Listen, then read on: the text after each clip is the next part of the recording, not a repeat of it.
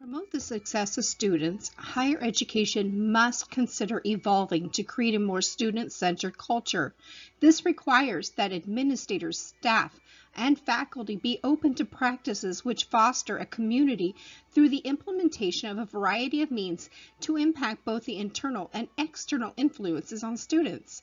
Although both internal and external factors modify the culture, the internal factors can have a greater influence.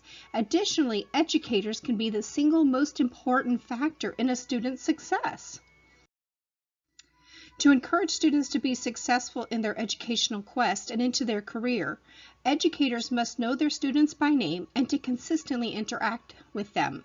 What students wanted 20 or 30 years ago and still want for today is the interaction with their students. Even with all of the modern day technology and teaching tools, nothing can replace the face-to-face contact. To make themselves more available to students, some variations of a traditional office hour concept is being used by educators. Many professors make themselves more available to their students through technology.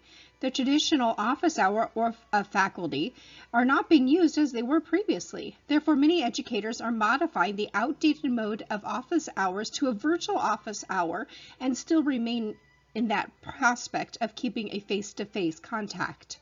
These professionals are using new advances in technology to open video conferencing sessions with students through such programs such as Skype or web. There are many advantages to virtual office hours.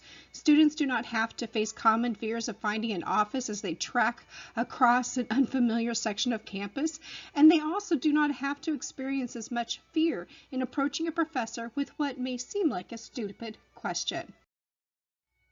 Other means of communication between teachers and students is the use of texting. Professor McDonald at the Georgia State University has encouraged his students to text their questions to him while he is lecturing.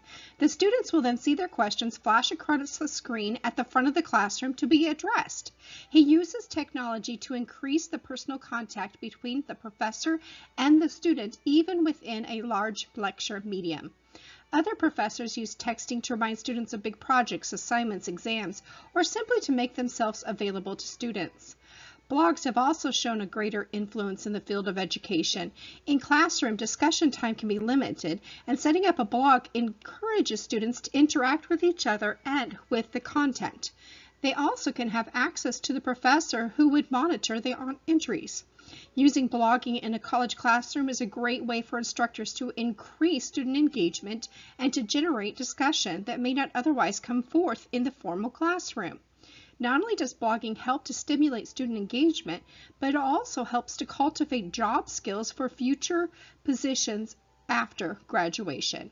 Through these methods, educators are able to effectively learn more of their students and mold their instruction to meet the student needs. However, the most influential skill needed to change the lives of students and to encourage lifelong learning is a professor's or educator's personal passion for learning. Through this passion, professors express their expertise in their field, and without this desire to be a lifelong learner, the content becomes nearly irrelevant. Professors have the ability to convey their interest and passion of their field and learning through varying contact with their students. As technology continues to develop and evolve, many of the barriers between students and instructors are being eroded through use. Technology has become an effective medium to connect students and teachers and thereby fostering a stronger student-centered environment.